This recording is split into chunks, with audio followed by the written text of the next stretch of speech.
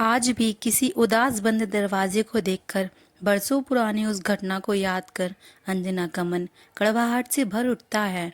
नई नई शादी हुई थी, हर दिन नया अनुभव, नए नए लोग और नए नए रिश्ते से जुड़ रही थी। खुश थी बहुत उस कच्ची उम्र में, और क्या चाहिए, थोड़ा सा अपनापन और प्यार प्यार मिला नहीं कि ससुराल में रंग में पूरी तरह रंगने लगी। परिवार की सबसे बड़ी बहू बनकर आई थी। घर में सासू माँ और चार चार नंद तथा दो देवर थे। ससुर जी ज़्यादातर टूर पे रहे थे। पति आर्मी में थे। शादी के 15-20 दिन बाद बॉर्डर पर तैनाती थी। जा चुके थे।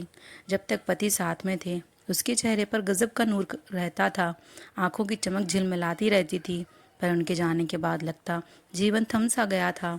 लेकिन जल्द ही जब पति की चिट्ठियाँ आनी शुरू हुई, तो जिंदगी एक बार फिर से गुलजार हो गई। लगभग रोज ही पति की चिट्ठी आती, और वो भी नियम पूर्वक जवाब देती, ताकि ये सिलसिला चलता रहे। बिना किसी व्यवधान के नंद या देवर को रोज रोज चिट्ठी देने में उसे संकोच होता, तो इस समस्या का समाधान कर दिया चुटकी ने, जो उनके घर काम करने आती थी। भाभी भाभी बोलकर अंजना के आगे पीछे डोलती रहती, और जाते वक्त चिट्ठी ले जाती और पोस्ट कर देती।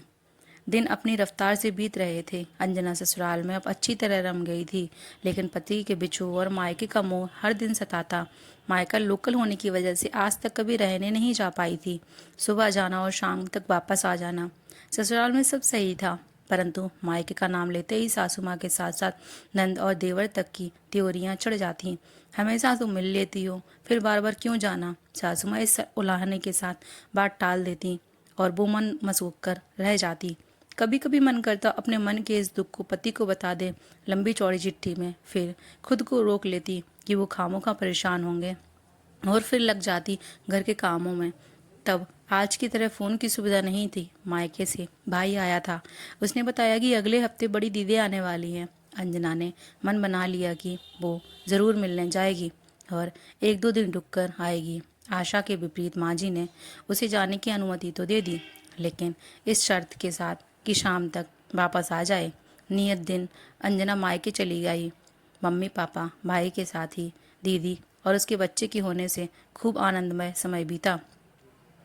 शाम होने पर पापा जी ने तकाजा कराया कि अब भाई के साथ उसे लौट जाना चाहिए, परंतु अंजना का रुआंसा मुंह देखकर सबका दिल कचोट गया। अंजना की सास बहुत कड़क थी, इसलिए वे लोग नहीं चाहते थे कि उसे जबरदस्ती रोका जाए, वरना अंजना को अकेले खामियाजा भुगतना पड़ेगा। जबकि उनकी भी इच्छा थी कि वो रुक जाए। तब उसकी बड़ी बहन ने सलाह दी कि बिना बताए रुकना सही नहीं होगा। एक बार उन्हें खबर भिजवा दो और आज के लिए रुक जाओ। कौन सा वो बार बार भागी आती है मायके से। पड़ोसी अंकल जी के घर से अंजना के भाई अनिल ने फ़ोन कर अंजना के देवर को बुलाने को कहा। पड़ोसी ने बहुत आत्मीयता दिखाकर बात की और दबाव दिया कि वो खुद कहे आएंगे। क्या कहना है वो बता दे। अनिल ने सुन रखा था कि दोनों परिवारों के बहुत अच्छे संबंध हैं, इसलिए उसने संदेश दे दिया कि अंजना कल ससुराल आएगी। अगले दिन अंजना दोपहर का खाना खाकर ससुराल पहुंची। अनिल उसे पहुंचाकर बाहर से निकल गया, क्योंकि उसे ट्यूशन के लिए जाना था। परंतु यह क्या, अंजना जब दरवाजे पर पहुंची, उस पर ताला लटका हुआ था।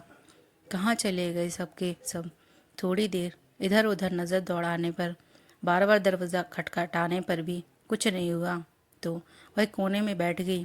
नई बहू होने के नाते उसकी सासू माँ अड़ोस पड़ोस में किसी से मिलने नहीं देती थी, यह कहकर कि बहुओं को पर्दे में रहना चाहिए।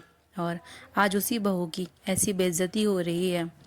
हर आने जाने वाला उस पर एक नज़र डालता और चलता बनता। ऐसा लग रहा था कि सभी जानबूझकर उसे सबक सिखाने के ख्याल से कहीं चले गए हैं। करीब 1-1.5 घंटे के बाद छुटकी आई, तो पता चला घर वाले फिल्म देखने गए हैं। अब आते ही होंगे। थोड़ी देर में सभी आ गए। किसी ने कुछ नहीं कहा और ना ही कुछ पूछा। अंजना इस अपमान से तिलमिला उठी, पर करती क्या, सिर झुकाकर अंदर आ गई। वो तो बाद में पता चला कि पड़ोसी के द्वारा अंजना के मायके रुकने की बात कहलवाई गई, जो माँ जी को नागवार गुजरी थी। उनकी बहू उनके कंट्रोल में नहीं है, इसका हल्ला हो गया था। मोहल्ले में तब उन सब ने अंजना को सजा देने के विचार से इस तरह बाहर जाने का प्लान बनाया ताकि उसकी बुद्धि ठिकाने लग जाए। पर भला ऐसे रिश्ते निभाए जाते हैं? पति की अनुपस्थिति में चुपचाप ससुराल में रहने वाली अंजना का मन उन सब से फट चुका था। छोटी मोटी ऐसी घटनाएं आए दिन होती थी, पर वो नज़रअंदाज कर देती थी। परंतु इस घटना से वह टूट गई। जब से शादी होकर यहाँ आई है, उसने देखा है कि घर खर्च में हेमंत भरपूर सहयोग देते हैं और वह शरीर से जुटी हुई है, परंतु अब सिर से पानी ऊपर उठ चुका था। उसने पक्का मन बना लिया कि अब वो यहाँ नहीं रहेगी। रिश्तों में थोड़ा बहुत नफ़ा नुकसान चलता है, पर जब सब कुछ एक तरफा हो तो ऐसे कैसे निभाया जा सकता है? जैसे ही हेमंत का ट्रांसफ़र दूसरी जगह हो गया, वो उसके साथ रहने चली गई।